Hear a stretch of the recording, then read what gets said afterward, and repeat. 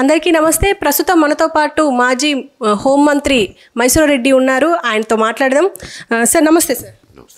Sir ఇప్పుడు ప్రస్తుతం మనకు ఏపీలో ఎలక్షన్స్ వచ్చిన ప్రతిసారి ఏదో ఒక గొడవ జరుగుతూనే ఉంది. ఇప్పుడు ఈసారి గులకరాయి, లాస్ట్ టైం కోడికత్తి, ఈసారి గులకరాయి అంటున్నారు.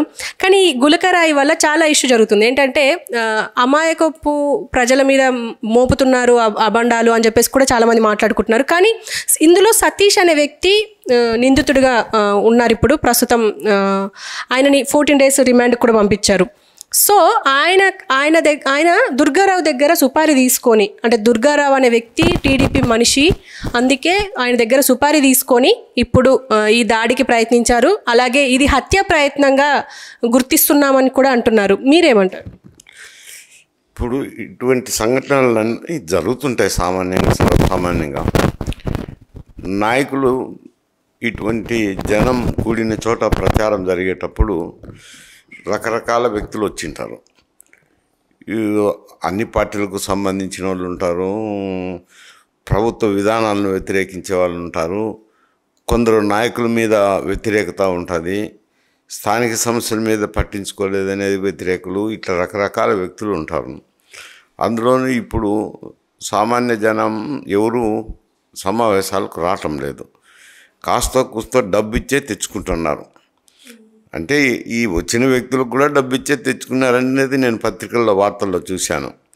200 ఇచ్చి జెండా పట్టుకోవాలా అని తొడకపోయి మా పిల్లలందరినీ అరెస్ట్ చేసినారు, ఇదేం అన్యాయం అని ధర్నా చేసినారనేది కూడా నేను వార్తల్లో చూశాను.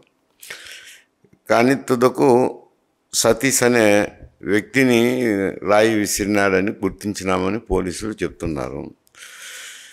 ఈ సతీష్ దుర్గ దగ్గర డబ్బులు సుపారీ తీసుకొని వేసినారని.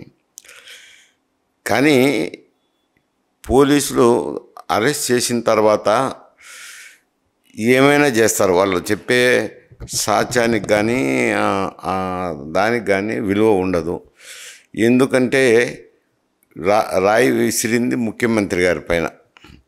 ముఖ్యమంత్రి గారు అంటే కనుక ముఖ్యమంత్రి గారి దగ్గరే లా అండ్ ఆర్డర్ ఉంటుంది. ఇప్పుడు ప్రస్తుతం హోంమంత్రుల దగ్గర ఎవరి దగ్గర కూడా లా అండ్ ఆర్డర్ ఉండదు. లా అండ్ ఆర్డర్ అంటే మొత్తం పోలీస్ వ్యవస్థకంతా అధినేత ముఖ్యమంత్రి గారే అవుతారు. అయినప్పుడు ఆయన మీద రాయి విసిరినప్పుడు ఆ పోలీసులే దర్యాప్తు చేస్తున్నారు. అంటే ఆ దర్యాప్తుకు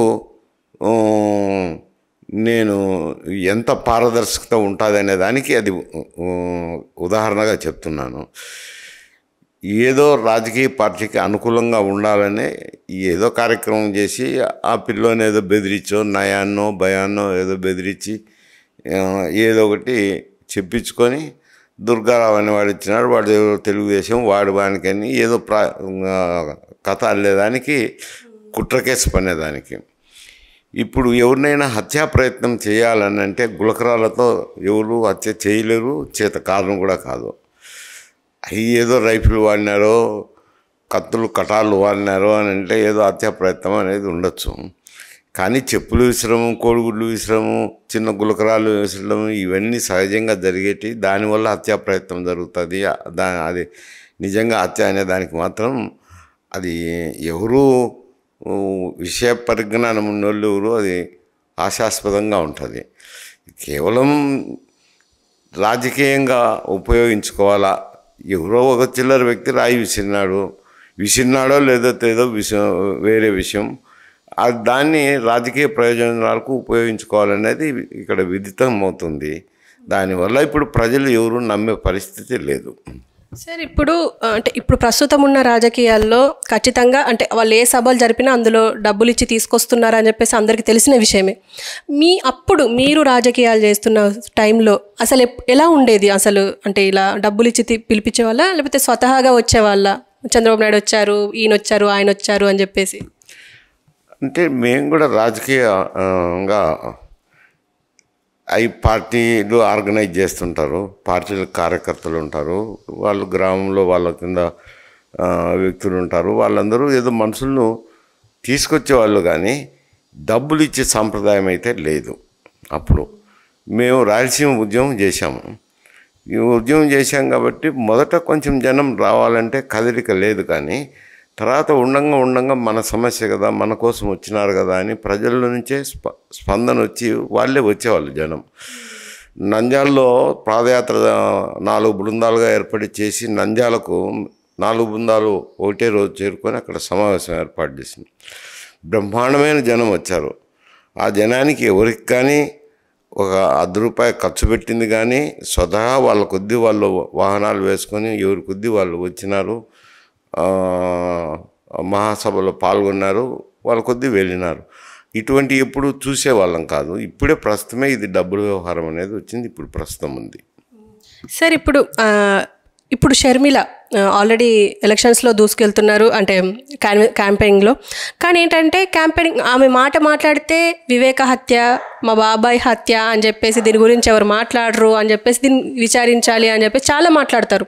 ఈవెన్ వైఎస్ సునీత కూడా ఇదే విషయాన్ని తీసుకొస్తున్నారు. అయితే దీనికి సంబంధించి కడప కోర్టులో వీళ్ళని హెచ్చరించడం జరిగింది. ఏంటి అంటే ఇక నుంచి వివేక హత్యను ముందుకు తీసుకురాకూడదు, మీరు సభల్లో మాట్లాడకూడదు అన్నారు. దీని గురించి మీరేమంటారు?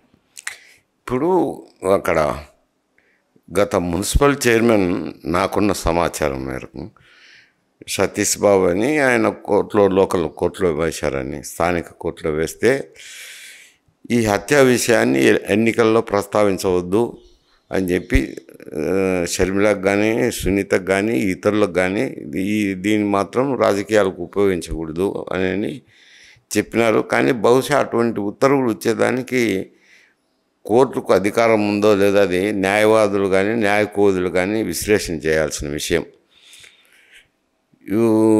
కాకపోతే ఎన్నో విషయాలను ప్రస్తావిస్తుంటారు ఎన్నికల సభల్లో. మీరు పలానీయే ప్రస్తావించాలా, పలానీయే ప్రస్తావించకూడదు అని చెప్పడానికి అవకాశం లేదు. రెండోది, కాకపోతే ఇది కేసు ఇన్వెస్టిగేషన్లో ఉంది. కేసు ఇన్వెస్టిగేషన్లో ఉన్నప్పుడు ఆ ఇన్వెస్టిగేషన్కు సంబంధించిన విషయాలను మాత్రం మీరు మాట్లాడకూడదని చెప్పేదానికి ఒకవేళ కోర్టుకు ఉండొచ్చునేమో, కానీ పూర్తిగా ప్రస్తావించకూడదు అని చెప్పడం మాత్రం అది ఐ హ్యాండెడ్ డెసిషనే. అది లోయర్ కోర్టులో ఇచ్చినారు కాబట్టి మరి అప్పీల్ చేసుకుంటారో లేక వదిలేసుకుంటారో తెలియదు. కానీ అటువంటి డైరెక్షన్ ఇవ్వడం అది లోయర్ కోర్టుకు సమంజసంగా కనపడదు. అండ్ ఈవెన్ లాస్ట్ 2019 ఎలక్షన్స్లో జగన్ కూడా ఇదే మాట, మా బాబాయిని చంపేశారు అని చెప్పేసి అదే సెంటిమెంట్తో ముందుకెళ్ళి గెలవడం కూడా జరిగింది. ఇప్పుడు అది ఎందుకు అబ్జెక్షన్ అవుతుందంటారు? ఈవెన్ జగన్ కూడా దీనిపైన ఎక్కువ మాట్లాడరు. అప్పుడు పరిస్థితుల్లో మా తెలుగుదేశం అధికారంలో ఉన్నది. ఇన్వెస్టిగేషన్ మీరు సరిగా చేయరు, సిబిఐ ఇన్వెస్టిగేషన్ కావాలని కోర్టులో కూడా ఇంప్లీడ్ అయినారు అప్పీల్స్లో. మళ్ళీ తర్వాత ముఖ్యమంత్రి అయిన తర్వాత సహజంగా తీసేసుకుంటారులేండి. ఎందుకంటే ముఖ్యమంత్రి అనే వ్యక్తి కోర్టులో పిటిషన్ వేయకూడదు. చేసుకున్నారు. మరి సిబిఐకి అడిగి ఉండాల్సింది. సిబిఐ వచ్చిన తర్వాత ఆయన ఏం మాట్లాడలేదు. కానీ ఇప్పుడైతే మౌనం దాల్చినాడు. దాంట్లో పెద్ద అతను రియాక్ట్ అవుతున్నది లేదు, కానీ మౌనం దాల్చినారు.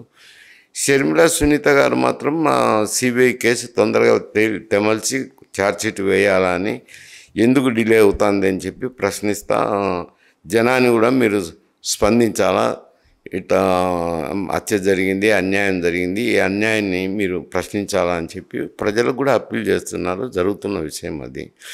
దాని మీద ప్రభుత్వంలో ఉన్నారు కాబట్టి అతను మాట్లాడేదానికి ఉండదు. కానీ మౌనంగా ఉండాలని వాళ్ళ బంధువులే మాట్లాడుతున్నారు. ఒకరైతే ఇద్దరు చెల్లెళ్ళే అవుతారు, ఒకరు చిన్న ఆయన కూతురు అవుతారు, ఒకరు సొంత చెల్లెళ్ళు అవుతుంది. వాళ్ళే మాట్లాడుతున్నారు. ఆ ప్రశ్నలకు ఆయనే జవాబు చెప్పుకోవాల్సిన అవసరం ఉంది. అండ్ ఇప్పుడు షర్మిల కడప నుంచి పోటీ చేస్తున్నారు. కడప నుంచి ఎక్కువగా వీళ్ళ ఫ్యామిలీనే గెలవాలి అనే ఒక ఉంటుంది. సో ఈవిడ ఇప్పుడు గెలిచే అవకాశాలు ఉన్నాయంటారు? అంటే వైఎస్ఆర్సీపీ తరఫున అవినాష్ రెడ్డి గారు ఎంపీకి నిలబడుతున్నారు. ప్రస్తుతానికి వాళ్ళు ప్రకటించిన అభ్యర్థి. ఏమో ఈ 2-3 రోజుల్లో మార్చుకుంటారో నాకైతే తెలియదు. కానీ ప్రస్తుతానికైతే అవినాష్ రెడ్డి గారు వైఎస్ఆర్సీపీ తరఫున ఎంపీకి నిలబడుతున్నారు. షర్మిల గారు కాంగ్రెస్ పార్టీ తరఫున నిలబడుతున్నారు. అలాగే కూటమి తరఫున బీజేపీ అభ్యర్థిని కూడా ప్రకటించినారు. తెలుగుదేశం పార్టీ అభ్యర్థిని కూడా ప్రకటించినారు. పోటీ విషయంగా చూసి ఎవరు గెలుస్తారు అని అంటే ఎందుకు అని అంటే మిగతా నియోజకవర్గాల్లో పోటీ తీవ్రంగానే ఉంటుంది. మిగతా 6 నియోజకవర్గాల్లో ఎమ్మెల్యే అభ్యర్థులు ఉంటారు. కూటమి తరపున ఉండే అభ్యర్థి ఉంటారు, వైఎస్ఆర్సీపీ తరపున అభ్యర్థి ఉంటారు. కూటమి తరపున అభ్యర్థులు మామూలుగా తెలుగుదేశం అభ్యర్థికి చెప్పాల్సింది ఉంటుంది. కాంగ్రెస్ పార్టీ కూడా ప్రతి చోట అభ్యర్థులను పెడుతున్నారు. అయితే ఈ కాంగ్రెస్ పార్టీ విధాన లోపమానాలను వారికి అప్పుడు పరిస్థితులు అనుకూలించలేదో, పరిస్థితుల ప్రభావం వల్లనో మరి ఏ విధంగానో 2 మాసాల కిందటనే షర్మిలా గారిని పిసిసి అధ్యక్షులుగా నియమించినారు. అందులోనూ రాష్ట్ర విభజన అయిపోయిన తర్వాత కాంగ్రెస్ పార్టీ విభజించిందని ఆంధ్రప్రదేశ్ ప్రధానికంలో ఒక ద్వేషభావం వచ్చి ఆ పార్టీ కిలపడిపోయింది. నామరూపాలు లేకుండా పోయిన దశలో ఆమెను పిసిసి అధ్యక్షులుగా నియమించినారు. కొంచెం తిరుగుతుంది, వాళ్ళను నాయకులను చైతన్యవంతం చేయడము, కొంచెం ఉత్సాహపరచడం అయితే జరిగింది. 2 మాసాల్లో పార్టీని పునర్నిర్మాణం చేయాలంటే ఎవరికైనా ఇబ్బందికర పరిస్థితి, ఆమె కానీ ఇంకా ఎంత పెద్ద నాయకుడైనా కానీ. కాకపోతే ఇప్పుడు ఏ స్థాయికి తీసుకొచ్చిందంటే శాసనసభకు అభ్యర్థులు నిలబెట్టుకునే స్థాయికి, పార్లమెంటుకు అభ్యర్థులను నిలబెట్టుకునే స్థాయికి తీసుకొచ్చింది. వాళ్ళు గెలుస్తారా ఓడతారా అనేది వేరు సమస్య. ఎందుకంటే పార్టీ పునర్నిర్మాణం జరగాల్సింది. ఇవన్నీ 2 మాసాల్లో జరిగే పని కాదు. కొంత టైం ఉంటే ఏం చేసిందో వేరే విషయం అది. ఇప్పుడు అత్యంత స్వల్ప సమయంలో చేయాలంటే కొంచెం అపీల్ టాస్క్ కాబట్టి కంటెస్ట్ అయితే చేస్తారు. చేసినప్పుడు నష్టం కొంచెం వైఎస్ఆర్సీపీకే ఉండొచ్చు.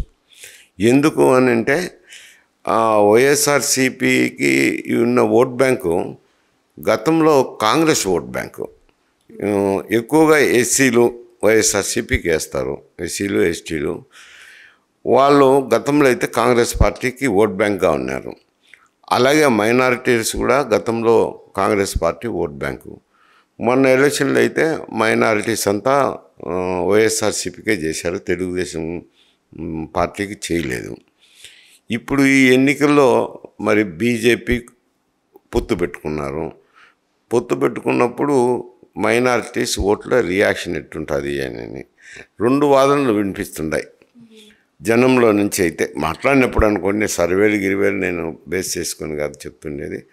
మాట్లాడినప్పుడు ఏముంది ఇందులో పెద్ద అభిప్రాయము, జగన్మోహన్ రెడ్డి గారు కూడా మొన్న 5 సంవత్సరాలు ఎన్డీఏలో కూటమిలో లేకపోయినా ఎన్డీఏ ప్రభుత్వం ప్రవేశపెట్టిన బిల్లులు అయితేనేమి, పార్లమెంటులో ప్రతి విషయంలోనూ ఎన్డీఏ కూటమికే సమర్థించినారు. ఇంక్లూడింగ్ సిఏ బిల్లు మీద అయితేనేమి, కామన్ సివిల్ కోడ్ మీద అయితేనేమి, కాంట్రవర్షియల్ బిల్స్ ఇవన్నీ కూడా వాళ్ళనే సమర్థించినారు కదా. ఆయన ఎన్డీఏ కూటమిలో లేకుండా మోడీని సమర్థించుతూ వచ్చినారు. ఇప్పుడు వీళ్ళు కూటమి పెట్టుకోవచ్చు. కూటమి పెట్టుకున్నప్పుడు ఇప్పుడు తేడా ఏముంది? ఆయన కూటమిలో లేకుండా మద్దతు ప్రకటించినారు, వీళ్ళు కూటమిలో ఉండి మద్దతు ప్రకటించుతారు. కాబట్టి ఎవరికి ఇష్ట ప్రకారం వాళ్ళు వేసుకుందామనేది ఒక అభిప్రాయం మైనారిటీ వర్గాల్లో ఉంది అనేది ఒకటి. బీజేపీతో కూటమిలో ఉన్నారు కాబట్టి, ఎన్డీఏ కూటమిలో ఉన్నారు కాబట్టి పూర్తిగా వ్యతిరేకిస్తారని ఒక వాదన ఉంది. అది కొంతకాలం తర్వాత ఏ టర్న్ తీసుకుంటుంది చెప్పలేను.